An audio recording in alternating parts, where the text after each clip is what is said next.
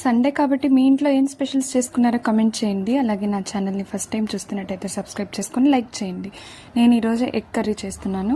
Morning ఒక video అయితే పెట్టాను, దాన్ని కూడా నేను కింద ట్యాగ్ చేస్తాను. ఎవరైనా చూడని వాళ్ళు ఉంటే చేసేయండి.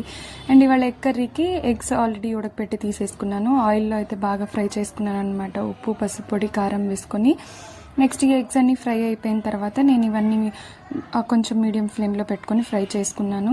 అండ్ అదే సేమ్ ఆయిల్లోనే మనం కొంచెం తెల్లగడ్డ, అలాగే కొంచెము మనము ఆవాలు కూడా వేసుకొని మనం బాగా చిటపెట్టలాడిన తర్వాత ఆనియన్స్ కూడా వేసేసుకున్నాను.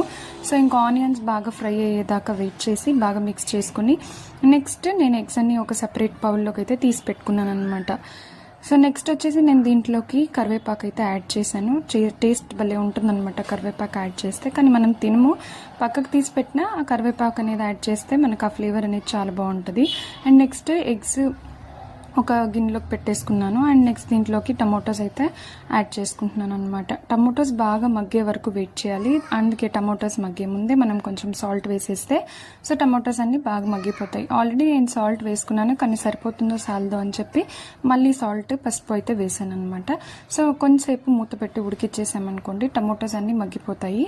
సో బాగా టమోటాస్ మగ్గిన తర్వాత మనం దీన్ని గరిటెతోనే స్మాష్ చేసుకోవాలి. సో కొంచెం గట్టిగా ఉంటే ఒకవేళ స్మాష్ చేసుకోవాలి. సో స్మాష్ చేసుకున్నాక ఇందులోనే కొంచెం చిల్లీ పౌడర్ కూడా యాడ్ చేస్తున్నాను. బాగా మిక్స్ చేసుకొని మనము దీన్ని బాగా మిక్స్ చేసి ఆయిల్ పైకి తేలే వరకు మనం బాగా ఇంకా కలుపుతూనే ఉండాలన్నమాట. సో ఇందులోకి నేను కొంచెం అయితే వాటర్ని యాడ్ చేస్తున్నాను. ఇందులో ఒక హాఫ్ గ్లాస్ మాత్రమే వేసాను నేను. సో గ్లాస్ మొత్తానికి ఎత్తుకున్నాను, కానీ ఇంకా హాఫ్ గ్లాస్ అయితే సరిపోతుందని చెప్పి హాఫే వేసాను. మీరు కూడా హాఫే వేసుకోండి.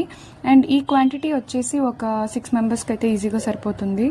అండ్ దీన్ని మూత పెట్టి ఉడికిచ్చేసాను అనమాట. సో మేమైతే ఎగ్స్ ఎక్కువ తినేవాళ్ళు ఉంటే ఒకవేళ ఇది 3 మెంబర్స్కైనా సరిపోతుంది. లేదా ఎగ్స్ ఒక్కొక్కటే తినేవాళ్ళు ఉంటే ఇది మనకి 6 మెంబర్స్ దాకా వస్తుందన్నమాట ఈ కర్రీ.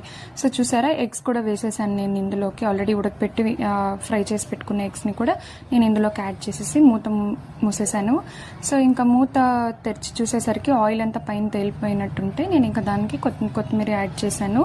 ఇంకా కొత్తిమీర యాడ్ చేసిన తర్వాత కొంచెం కలుపుకొని ఇంకొంచెం సేపు సగం నుంచి నేను తీసేసాను అనమాట. ఇంకంతే అండి, ఎగ్ టమోటో గుజ్జు అయితే రెడీ. సో సర్వింగ్ బౌల్లోకి అయితే తీసుకోవచ్చు. ఇంకా మనము హ్యాపీగా రైస్తో కానీ, చపాతీలో కానీ, రోటీస్లో కానీ చాలా బాగుంటుందన్నమాట. సో మీరు ఇది ట్రై చేసి నాకు ఎలా వచ్చిందో కమెంట్ చేయండి. And thank you for watching. నా ఛానల్ని ఫస్ట్ టైం చూస్తున్నట్టయితే సబ్స్క్రైబ్ చేసుకొని లైక్ చేసి అలాగే షేర్ చేయండి.